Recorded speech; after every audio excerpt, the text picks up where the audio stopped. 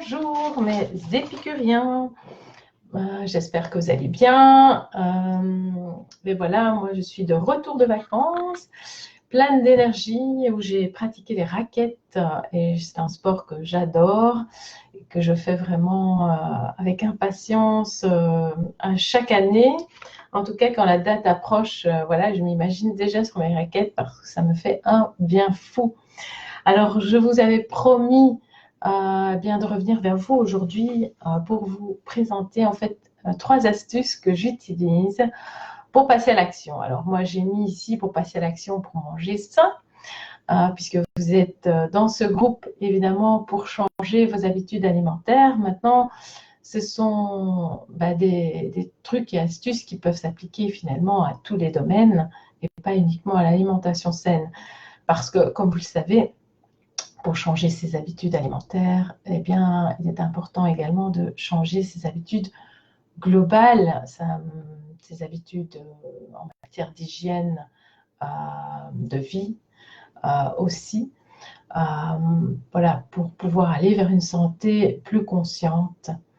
Alors, ma première astuce, eh bien, c'est tout simplement prendre 5 minutes pour soi.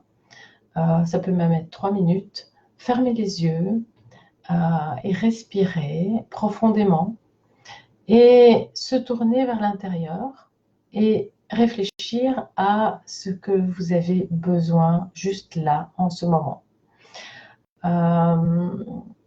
Ça peut vraiment aider à se reconnecter finalement à soi, à son corps, à ses besoins et à comprendre réellement bien pourquoi il sera important de passer à l'action. Voilà, pourquoi il est important de faire telle ou telle chose pour atteindre voilà, cet objectif. La deuxième chose, eh bien, c'est tout simplement de faire les choses avec douceur. Donc, ma deuxième astuce, c'est pour passer à l'action, eh bien, ne vous forcez pas parce que vous n'aurez pas envie, tout simplement. Et donc, mettre de la douceur dans vos actions. Ça, c'est vraiment une deuxième astuce que je vous propose et qui va vous permettre de passer à l'action. Je vous donne un exemple. Vous allez réaliser une nouvelle recette ou bien vous allez, je sais pas moi, faire un nouveau sport. Ben, ne vous mettez pas la pression. Une fois qu'on se met la pression, eh bien forcément, il y a de la tension.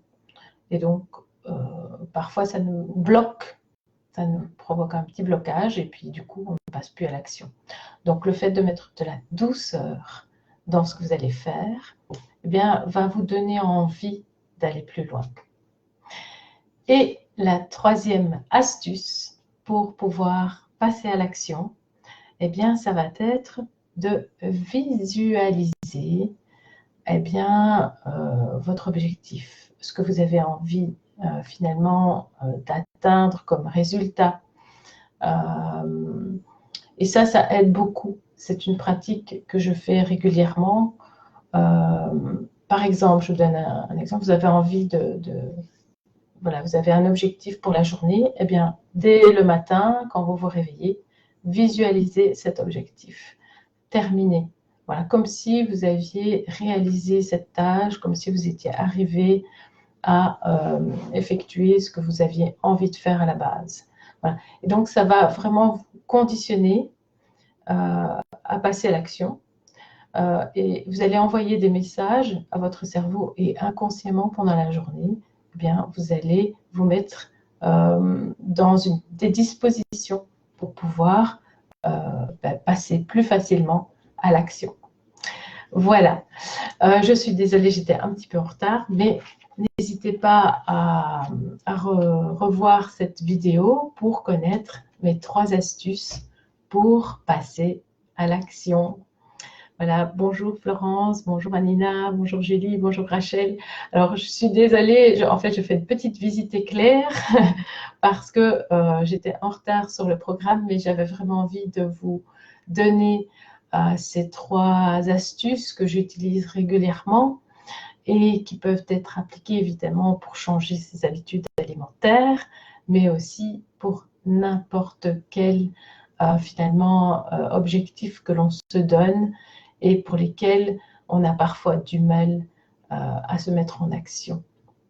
Voilà, c'était le petit live impromptu du jour. Je vous souhaite en tout cas une belle semaine et à bientôt.